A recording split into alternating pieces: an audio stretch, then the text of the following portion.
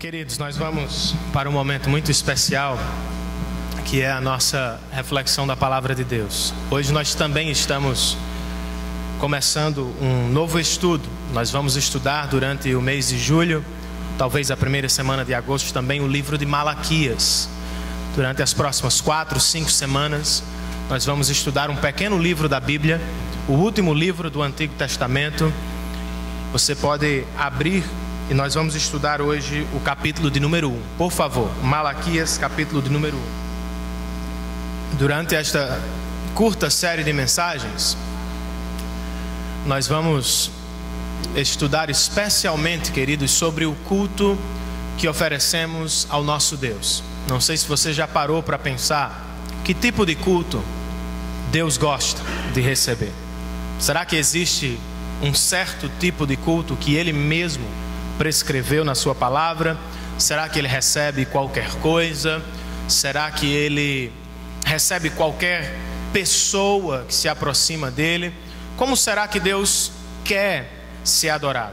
E por todos os momentos de exposição da palavra aos domingos, durante o mês de julho, nós vamos estar falando sobre o culto segundo Deus. O título da série eu tomei emprestado do livro do Dr. Augusto Nicodemos. Hoje nós vamos estudar o capítulo 1, mas antes eu queria repartir algo com vocês. Eu tenho um culto doméstico regular na nossa casa, que carinhosamente nós chamamos de cultinho. Alguns irmãos já participaram, estiveram comigo no culto, já cantaram, já pregaram para as minhas filhas, e todos os dias, quando eu me esqueço, elas me pedem o culto. E certo dia nós saímos, eu acho que estávamos de saída para a igreja, um pouco apressado, entramos no carro, e quando eu liguei o carro, Sofia disse: pai, e o cultinho hoje? Não vamos fazer o cultinho? Eu disse: filha, nós estamos indo para o cultão, vamos para a igreja e lá vamos celebrar com toda a igreja. Ela disse: não, pai, mas nós precisamos fazer o nosso cultinho também. Tudo bem, filha, vamos fazer isso no trajeto. Nós vamos cantar uma música, nós vamos relembrar o versículo que memorizamos no dia anterior e vamos fazer uma oração. E assim nós fizemos, cantamos uma canção, relembramos o versículo, e na hora da oração ela disse: pai, eu quero orar. Eu falei: filha, por favor, faça a oração. Papai do céu, de repente ela deu um grito: pai, pai. E eu olhei para trás assustado. Ela disse: pai, você não pode fechar os olhos. Eu disse: filha, eu sei, papai está dirigindo. Ela disse: já que você não pode fechar os olhos, você também não pode orar. Eu disse: não, filha, papai pode orar com os olhos abertos. Você ora com os olhos fechados e papai ora com os olhos abertos. Ela disse: então tá bom, assim eu vou. Mas ela ficou orando meio que assim, com o olho aberto, o outro fechado. Papai do céu, papai do céu. E eu fiquei me perguntando sobre a percepção dela de culto. Ela não está errada em pensar que devemos orar com os olhos fechados, mas num sentido ela pode estar errada, porque quem prescreve isso? Quem disse que devemos orar com os olhos fechados? Nós oramos com os olhos fechados pela concentração, porque não queremos perder a concentração com o que está à nossa volta. Mas em algumas circunstâncias não se pode orar com os olhos fechados, se pode orar com os olhos abertos. Como fazemos o nosso culto? É você quem escolhe como adorar a Deus, é você que decide como cultuar a Deus, é você que diz o que quer oferecer a Deus? Ou será que é Ele mesmo que prescreve o seu culto e que diz como quer ser adorado?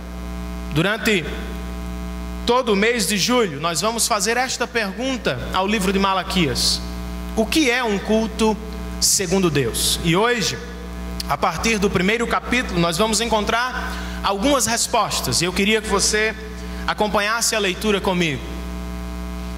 Eu vou estar lendo na Nova Versão Internacional, o texto sagrado vai nos dizer assim, queridos: uma advertência.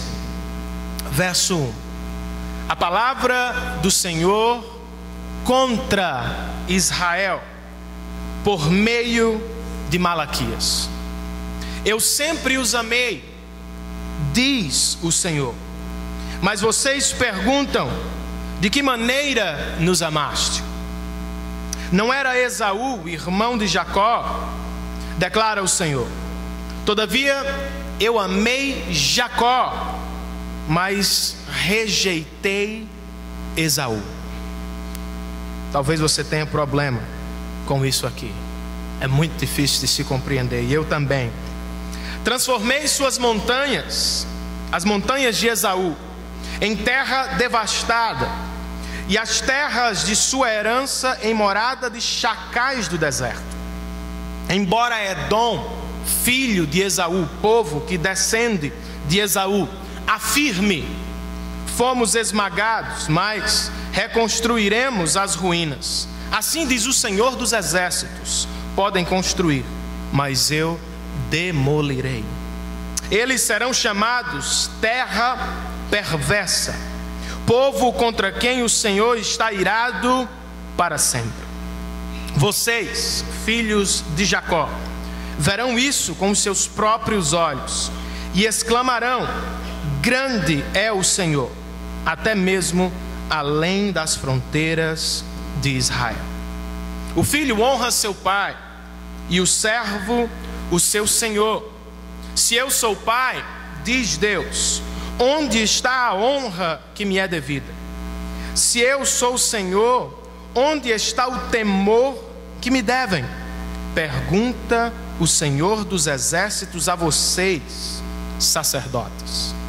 São vocês que desprezam o meu nome. Mas vocês perguntam: de que maneira temos desprezado o teu nome? Trazendo comida impura ao meu altar. E mesmo assim ainda perguntam: de que maneira te desonramos? Ao dizerem que a mesa do Senhor é desprezível. Na hora de trazerem animais cegos para sacrificar, vocês não veem mal algum. Na hora de trazerem animais aleijados e doentes como oferta, também não veem mal algum. Tentem oferecê-los de presente ao governador. Será que ele se agradará de vocês? Será que os atenderá? Pergunta o Senhor dos Exércitos. E agora, sacerdotes, diz o verso 9, tentem apaziguar Deus para que tenha compaixão de nós. Será que com esse tipo de oferta ele os atenderá? Pergunta o Senhor dos Exércitos. Olha que frase pesada que vem da boca de Deus. Se um de vocês fechasse as portas do templo, assim ao menos não acenderiam o fogo do meu altar inutilmente. Não tenho prazer em vocês, diz o Senhor dos Exércitos, e não aceitarei as suas ofertas. Pois do Oriente ao Ocidente, grande é o meu nome entre as nações. Em toda parte incenso é queimado e ofertas puras são trazidas ao meu nome. Porque grande é o meu nome entre as nações, diz o Senhor dos Exércitos. Mas vocês o profanam ao dizerem que a mesa do Senhor é imunda e que a sua comida é desprezível. E ainda dizem: que canseira, e riem dela com desprezo, diz o Senhor dos Exércitos. Quando vocês trazem animais roubados, aleijados e doentes, e os oferecem em sacrifício, deveria eu aceitá-los de suas mãos? Pergunta o Senhor. Maldito seja o enganador, que, tendo no rebanho um macho sem defeito, promete oferecê-lo e depois sacrifica para mim um animal defeituoso, diz o Senhor dos exércitos, pois eu sou um grande rei, e o meu nome é ou será temido entre as nações da terra. Senhor, eu me coloco diante de Ti, um instrumento nas Tuas mãos, e eu te peço, por favor, ajuda-me a pregar a Tua palavra com fidelidade, com responsabilidade, e que o Senhor nos responda, gerando em nós arrependimento, gerando em nós paixão pelo culto ao Senhor, gerando em nós obediência e amor para a glória do Teu nome. Ajuda-nos, ó Espírito Santo de Deus. É assim que oramos, em nome e por amor de Jesus Cristo. Amém. Sempre quando começamos um novo estudo, nós fazemos algumas perguntas ao livro que vamos estudar. E seguindo a ordem do primeiro verso, eu vou fazer perguntas ao texto sagrado para saber onde estamos, do que estamos tratando e de quão relevante isso é para nós. Primeira pergunta que eu faria ao texto de Malaquias seria: o que é o livro de Malaquias? A primeira expressão define o livro de Malaquias, e ela diz que Malaquias é uma advertência. Talvez na versão que você tenha em mãos, o texto diga uma sentença, e há ainda uma outra versão que diz um peso. Literalmente traduzindo do hebraico, sentença ou advertência significa peso. Malaquias é algo pesado, é algo difícil. Malaquias é uma exortação, é uma palavra dura. Essa palavra vem de quem? O verso continua: a palavra é do... De quem, gente? Essa palavra é do... Veja, é uma palavra pesada, dura, pesada para quem entrega o profeta, pesada para quem recebe. É uma exortação, é uma advertência. Mas essa palavra não vem de homem. Essa palavra não nasce da imaginação humana. Quando o profeta escreve, registra sua profecia, ele diz que esta palavra vem de Deus. Ela foi destinada a quem? Em primeira mão. Palavra do Senhor contra Israel. É uma palavra pesada. Ela vem do Senhor e ela é contra Israel. Quem é Israel? E por que ela é contra Israel? Israel, para quem conhece um pouco da história bíblica, foi dividida no ano de 931 a.C. Reino de Israel, reino de Judá. 722, o reino de Israel caiu sob o domínio dos assírios. E em 586, mais ou menos, por volta dessa data, o reino de Judá caiu sob o domínio dos babilônios. Judá é enviada para a Babilônia. E já havia algumas profecias acerca disso. Isaías profetizou sobre isso. Jeremias profetizou durante o tempo do saque dos babilônios. E ele disse: este período vai durar 70 anos. Ezequiel profetiza durante o exílio. E ele diz: vocês vão voltar para a terra prometida. O tempo de cativeiro termina.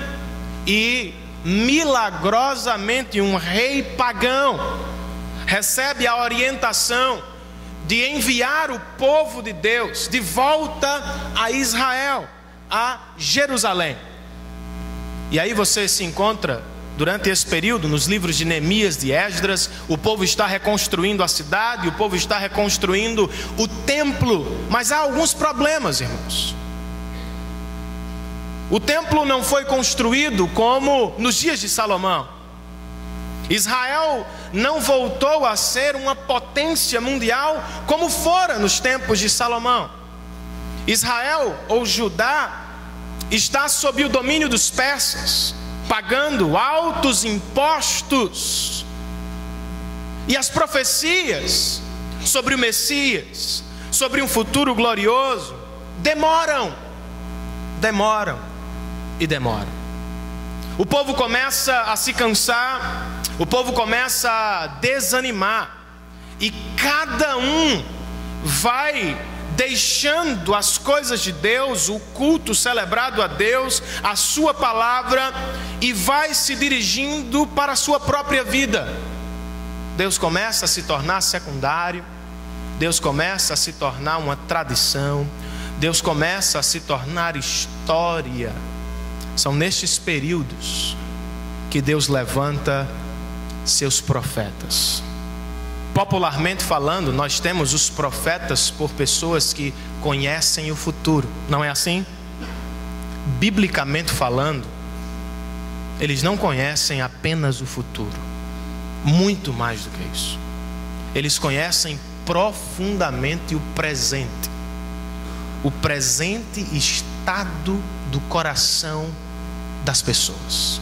Deus levanta o profeta em tempos de crise. Especificamente falando, ele levanta Malaquias por volta de 450 antes de Cristo. Malaquias se levanta e traz uma advertência ao povo, uma palavra pesada, uma palavra dura. A palavra vem de Deus, não é dele. A palavra é contra o povo.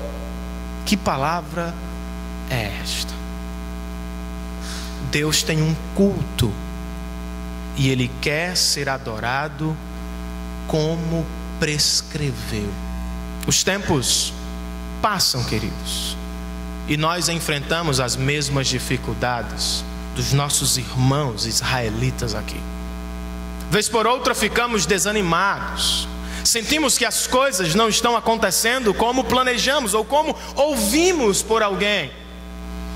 Pouco a pouco a nossa fé vai enfraquecendo, os nossos ideais vão se tornando distantes, os nossos gostos específicos são atacados por certa prática ou fala, e pouco a pouco nós vamos deixando as coisas de Deus de lado e vamos nos preocupando com as nossas coisas.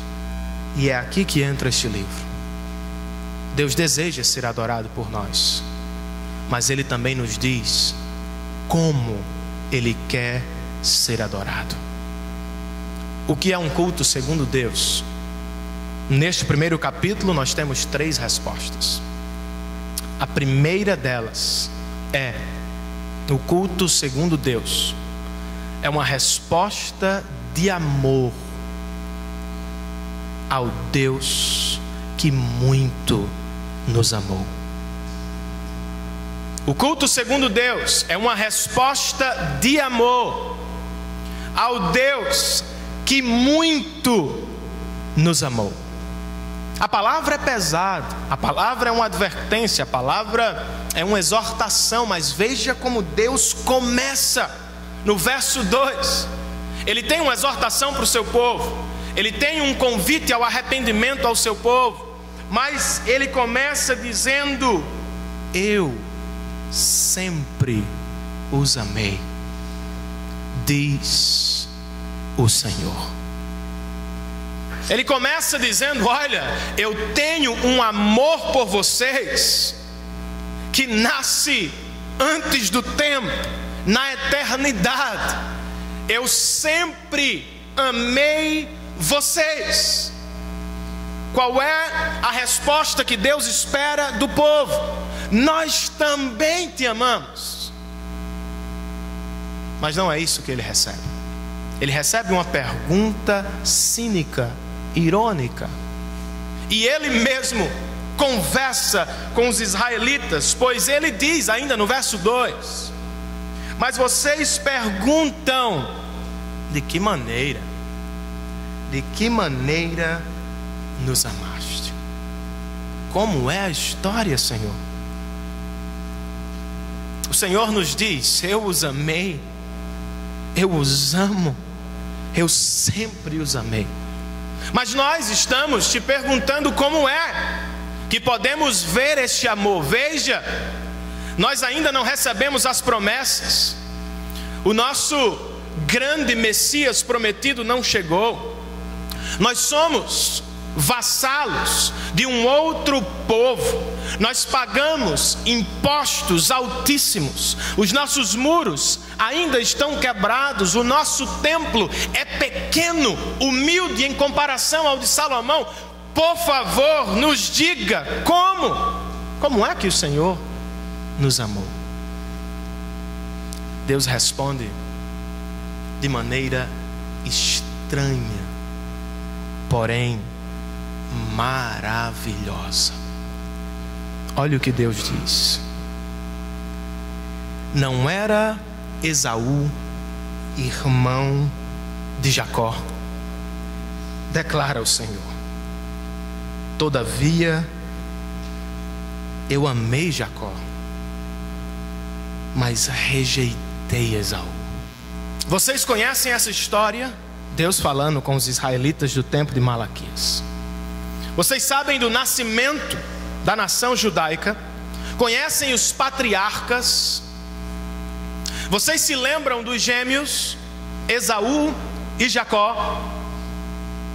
Eles nasceram no mesmo dia, tiveram os mesmos pais, cresceram na mesma casa, cometeram alguns pecados iguais, outros diferentes, mas os dois eram pecadores. Eu escolhi Jacó e eu rejeitei Esaú. Eu escolhi o pai de vocês e eu rejeitei o tio de vocês, Esaú. A prova de que eu amo vocês desde sempre não é o que vocês podem ver com os olhos, mas é o que eu fiz de maneira livre, soberana e definitiva.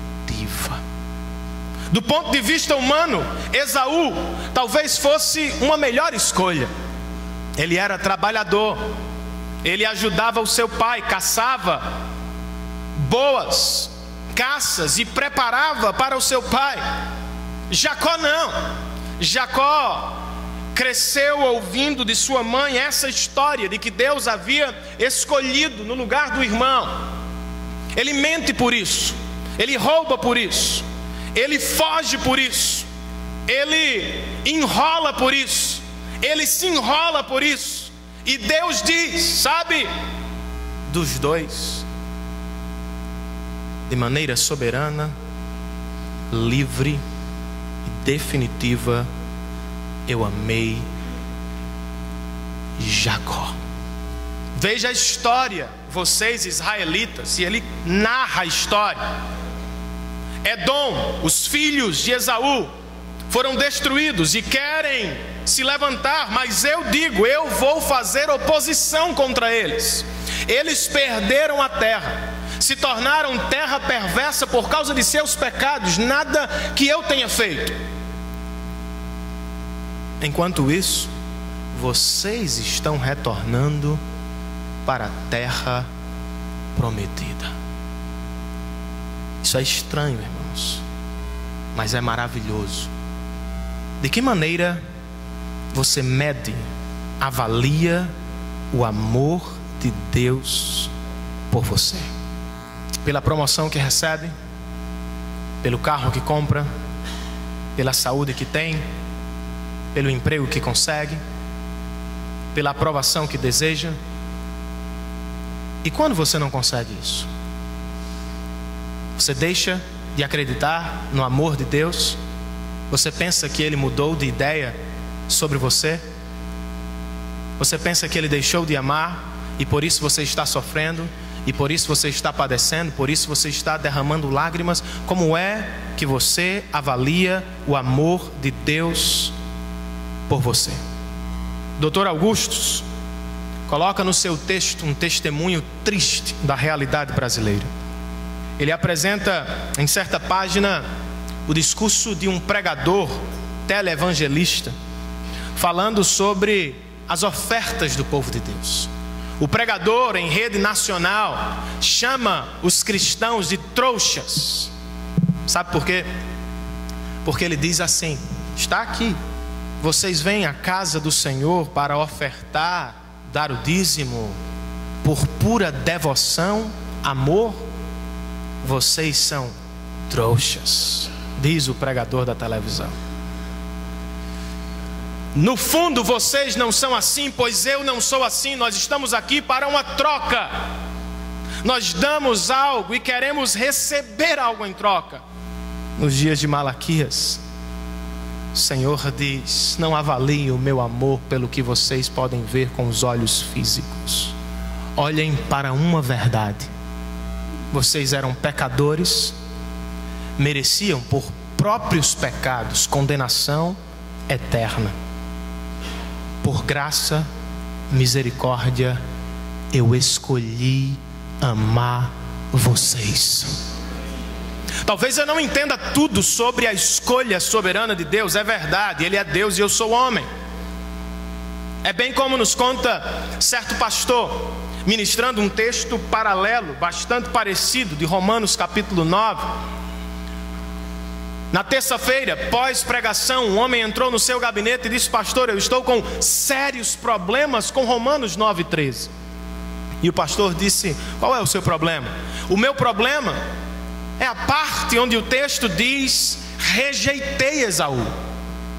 E o pastor disse: eu tenho problemas com esse texto há muito tempo também. Só que o meu problema está na parte A: eu amei Jacó. O meu problema, amado, não é ver Deus triste com Esaú, pois Esaú peca contra Deus, rejeita a bênção de Deus, faz pouco caso da bênção de Deus. Isso é natural. O homem pecou e destituído está da glória de Deus. Não há como retornar a Deus por méritos próprios.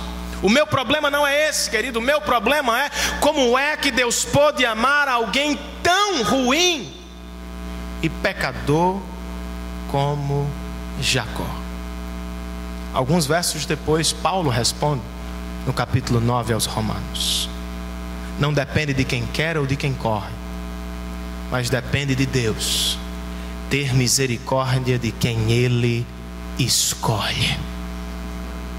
Jesus disse isso aos seus discípulos: não foram vocês que me escolheram, antes fui eu quem escolhi vocês. As ovelhas que o meu Pai me deu, nenhuma delas se perderá, pois elas estão bem guardadas na minha mão. O apóstolo Paulo, em Romanos capítulo 8, pergunta: quem vai nos separar do amor de Deus? E ele lista inúmeras situações, e ao término, como que querendo dizer: se você esqueceu de algo, inclua aí qualquer coisa. Nenhuma outra coisa poderá jamais nos separar do amor de Deus que está em Cristo Jesus. Eu não sei como você avalia o amor de Deus por você. Eu não sei se você está pensando: Deus me ama porque eu tenho, Deus não me ama porque eu não tenho. Que o Espírito Santo ajude o seu coração a ver isso aqui e dizer: olha, Deus me ama, quer eu tenha, quer eu não tenha, porque eu pertenço à família de Deus. Deus me ama porque eu não tinha mérito algum, força alguma, mas Ele me colocou dentro do seu povo e me prometeu: eu vou amar você para sempre. O que isso deve gerar no nosso coração? Temor, tremor e amor. Por que temor e tremor? Porque Deus poderia ter escolhido Edom, Esaú, e não Jacó. Os dois eram igualmente pecadores. Eu poderia estar em qualquer outro lugar que não aqui por trás desse púlpito. Eu poderia estar na sarjeta do mundo hoje. Eu poderia me ver drogado. Eu poderia estar perdido. Eu poderia até já ter ido. Quando eu vejo isso, eu tremo. Mas eu amo. Não fui eu. Eu não podia. Eu provavelmente deveria estar com qualquer outro jovem de 29 anos lá fora hoje. Mas por livre, soberana e definitiva vontade de Deus, Ele me alcançou e me fez povo seu. Tema e trema, porque você poderia não estar sentado aqui. Tema e trema, porque você poderia estar do outro lado fazendo sei lá o quê, e você só não está, porque por vontade livre, soberana, na eternidade, Ele olhou e disse: eu vou salvar este e este. Sabendo disso, ofereça a Deus um culto que é resposta de amor ao Deus que muito nos amou. Amém, amados? Segunda resposta, a pergunta: o que é um culto segundo Deus? Ainda no capítulo de número 1, culto segundo Deus é uma resposta de obediência ao Deus que se revela na sua palavra. É uma resposta de obediência ao Deus que se revela em sua palavra. Para ganhar tempo, eu vou apenas narrar o texto e não consultar, ler o texto outra vez. O Senhor tem uma palavra contra Israel. A palavra é pesada, a palavra nasce no meio de uma crise, e a crise é o descaso, o desprezo da liderança, bem como do povo, para com as coisas do Senhor. E o Senhor no verso 6 começa assim: olha, o filho honra seu pai, e o servo honra o seu senhor. Se eu sou pai de vocês, onde está a minha honra? Se eu sou senhor de vocês, onde está o temor que vocês me devem? A pergunta é retórica. E ele está dizendo: vocês não têm respeito por mim. Vocês não têm honra. Vocês não honram o meu nome. Vocês não levam a sério o que eu digo. E a prova disso é como vocês administram o culto. Vocês trazem animais impuros, colocam sobre o meu altar e fazem isso com desprezo, indiferença. Para entender isso, você precisa saber que no Antigo Testamento Deus tem leis até sobre os sacrifícios. Quando, como e o que deve ser sacrificado é dito por Deus em sua palavra. Livros como Êxodo e Levítico cobrem isso. E Deus disse: eu quero o melhor. Eu quero essa oferta neste dia feita por esta pessoa. Deus revela a maneira como Ele quer ser adorado. Por quê? Porque Ele quer ser honrado com a nossa obediência. E não apenas por isso, porque os sacrifícios estavam preparando um outro sacrifício. Todos os anos, quando as pessoas se aproximavam do altar para sacrificar animais, elas estavam cara a cara com a realidade do homem. O pecado é sério, e a reconciliação custa a vida de alguém. Esse animal está morrendo para me lembrar disso, e ele está morrendo como foto de alguém que ainda virá. Os sacerdotes estão tratando isso com desprezo. Com isso, a preparação do coração do povo para a chegada do Salvador, o Cordeiro de Deus, também está sendo manchada. Sabe o que Deus diz? Eu não aceito o culto de vocês. Se algum de vocês fechasse as portas do templo e parassem de acender o fogo do altar de maneira inútil. Eu não aceito o culto de vocês porque vocês fazem de qualquer jeito, a hora que querem e como querem. E eu não sou honrado, obedecido em seus corações. Como saber se amamos a Deus? Já levou a sério esse pensamento? Já se fez essa pergunta? Há como saber? Há como saber se amamos a Deus? Há como saber se somos salvos verdadeiramente? Há como saber se o nosso destino eterno está com Deus nos céus e glória? Como saber se eu amo a Deus? Repetindo um pouco do que falamos na mensagem final de Eclesiastes, uma das provas de que amamos a Deus, uma das provas que o honramos e o adoramos de verdade, é que nós levamos a sério o que Ele diz.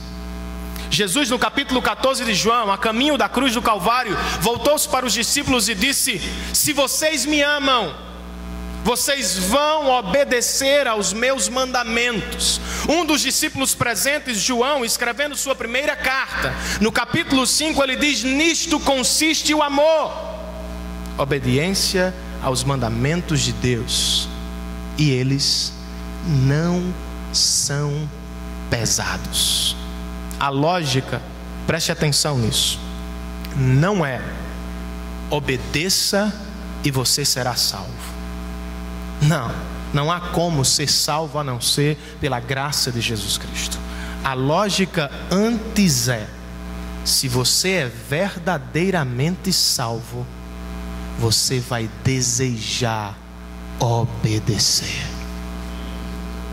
A prova de que eu amo a Deus, a prova de que eu levo a sério o que Ele me propõe na graça de Jesus Cristo, é o quanto eu escuto a sua voz e o quanto eu obedeço aos seus mandamentos.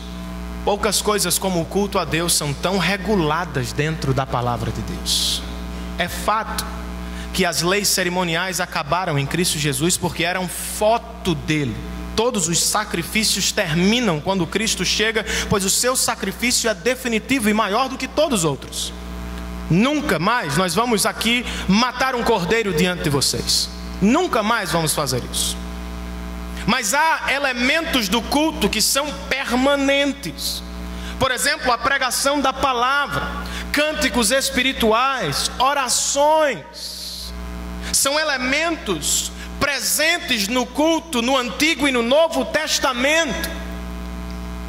Não sou eu quem prescrevo o culto, não sou eu quem escolho o culto, antes é o próprio Deus que diz: me adorem assim. E uma maneira de honrarmos a Deus no culto é pensando por prioridades, queridos. A prioridade dos sacerdotes em sacrificar os animais era a fotografia de Cristo Jesus que estava sendo pintada no coração, na mente do povo. Qual é a maior prioridade da nossa reunião dominical? Jesus Cristo. Só que nós estamos de um ponto muito mais privilegiado do que eles, pois eles estavam: será que ele vem? Será que ele vem? Será que ele vem? Nós abrimos o Novo Testamento e podemos ver: ele já veio. O melhor presente de Deus já veio. Por que ele não é prioridade no nosso culto?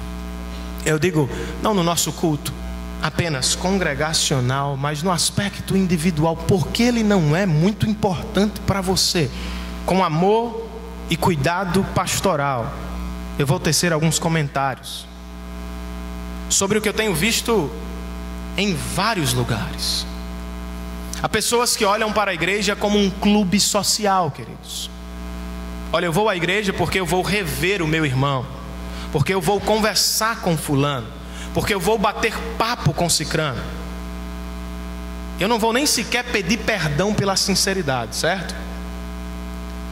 Eu não estou aqui, em primeiro lugar, para ver vocês. Pedro é um homem muito simpático, agradável, cheio de brincadeiras. Mas eu não estou aqui em primeira mão para ver Pedro. Eu estou aqui, amados, para ver Deus. Eu não estou aqui também pelo pós-culto. Há muitas pessoas que se acostumaram com a vida da igreja fora da igreja. E eu não estou dizendo que isso é errado. É muito bom sair daqui com vocês. Vamos jantar aqui, vamos comer ali, vamos conversar sobre isso, vamos conversar sobre aquilo. Isso é muito bom. Mas isso não pode ser a prioridade do meu domingo. Eu amo, eu gosto de futebol, mas eu não posso fazer da minha conversa pós-culto o centro das atenções a vitória ou a derrota do São Paulo. Quem sabe Palmeiras, Santos, Flamengo. Eu não estou aqui, queridos, para sair com os irmãos depois, a fim de falarmos sobre qualquer outra coisa. Eu vim para este lugar hoje, construído para adoração ao Senhor, para ofertar o meu culto com vocês a Deus. Não há nada melhor do que isso aqui, queridos. Sabe por quê? Porque é aqui que a voz de Cristo é pregada. É aqui que eu posso responder a Cristo pelo que eu ouvi da sua palavra. Cristo precisa ser prioridade no nosso culto. Amém, amados? E para terminar, uma última resposta de Deus através do profeta Malaquias sobre o culto segundo Deus. O culto segundo Deus é uma resposta de excelência ao Deus que é grande e majestoso. Culto segundo Deus, essa expressão congregacional aqui, diga-se de passagem, a representação mais próxima do que vamos fazer eternamente nos céus. Tribos, povos diferentes, cantando e ouvindo a voz do Senhor eternamente.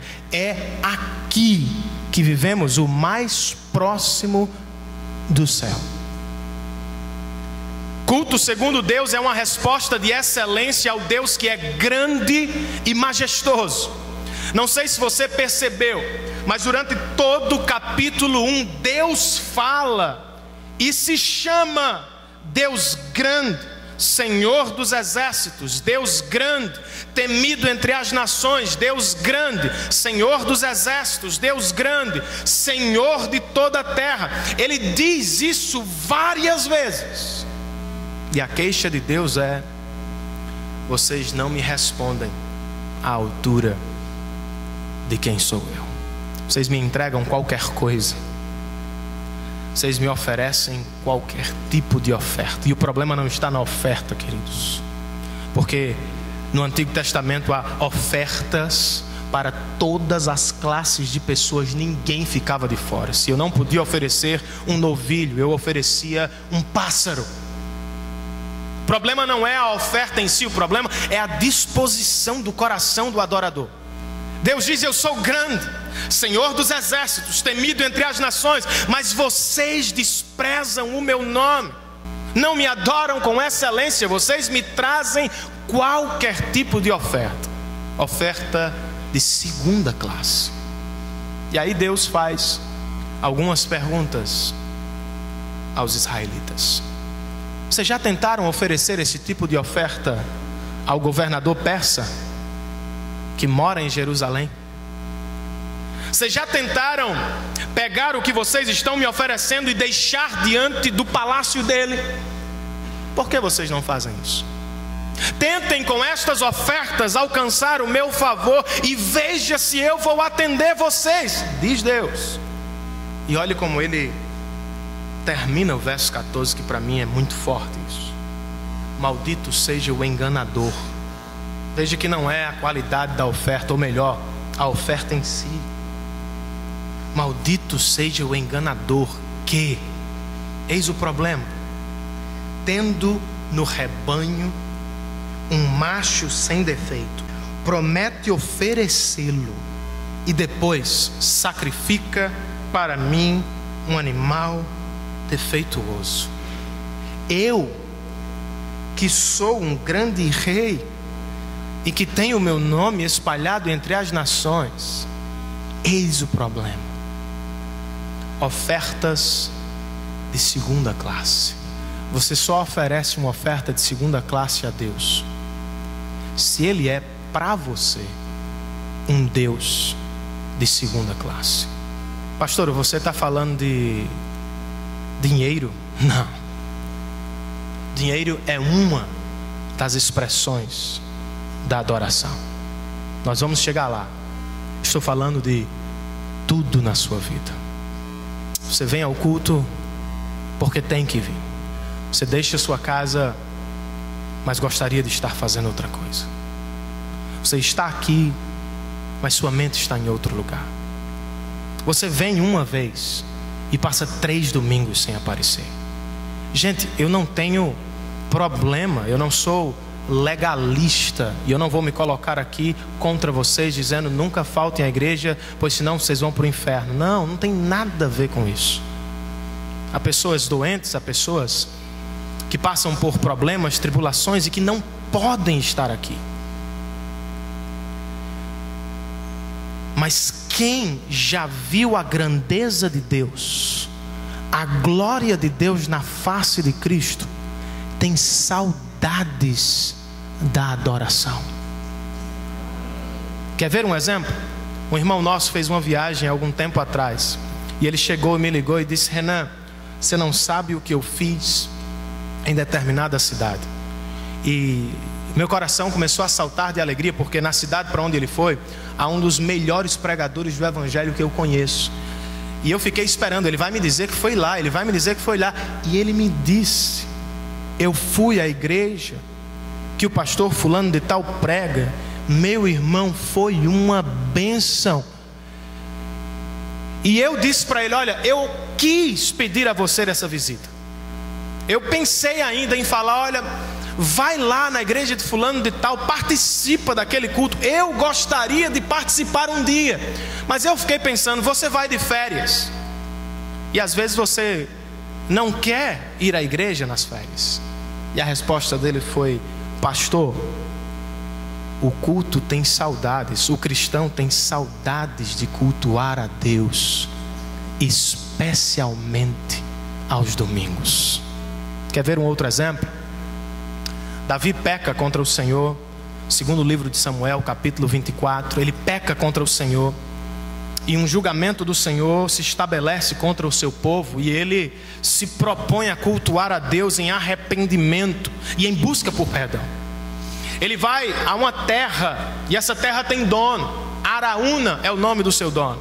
E ele diz: olha, Deus quer ser adorado aqui, e eu preciso levantar um altar ao Senhor neste lugar. Araúna, sendo um bom servo, disse: meu rei, a terra é tua. Sabe o que Davi disse? Meu querido, eu não vou oferecer nada a Deus que não me custe alguma coisa.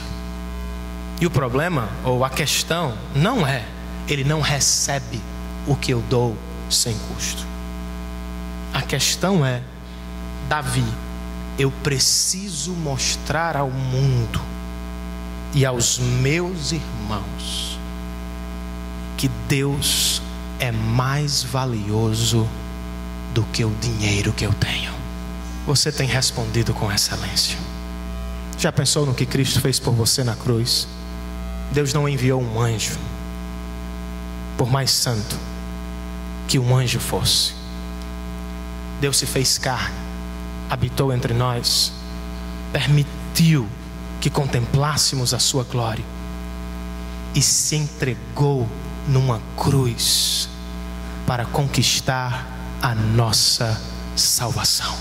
Foi por isso que o apóstolo Paulo, depois de passar 11 capítulos em Romanos falando sobre como Deus fez isso, Ele nos conclama, nos convoca no capítulo 12 a oferecermos o nosso corpo e toda a nossa vida como um sacrifício vivo, que queima e chega às narinas de Deus como aroma agradável. Saiba disso. Deus não recebe ofertas de segunda classe. Deus não recebe coração dividido, Ele recebe coração contrito, quebrantados. Isaías diz: é para tais que o Senhor olha, para aqueles que tremem diante de sua palavra. O salmista diz no Salmo 25 que o segredo do Senhor é para aqueles que o buscam e que temem a sua presença. Repense, revisite o seu culto, a maneira como você tem se apresentado diante do Senhor. Este Deus que te amou, você não tendo nada para oferecer, é merecedor, é digno do que você tem oferecido. Este Deus grande, que será adorado entre todos os povos da terra, é merecedor do que eu tenho dado a Ele. Que tipo de culto você deseja oferecer ao Senhor? Amém, amados? Que Deus abençoe vocês em Cristo Jesus. Vamos receber as bênçãos do Senhor. Que o amor de Deus, Deus poderoso e amoroso, a graça salvadora e fortalecedora de Jesus Cristo e a consolação do Santo Espírito de Deus estejam sobre todos nós, hoje e sempre. E todos dizem amém e amém. Que Deus vos abençoe em Cristo Jesus. Saiamos daqui com a bênção de Deus falando.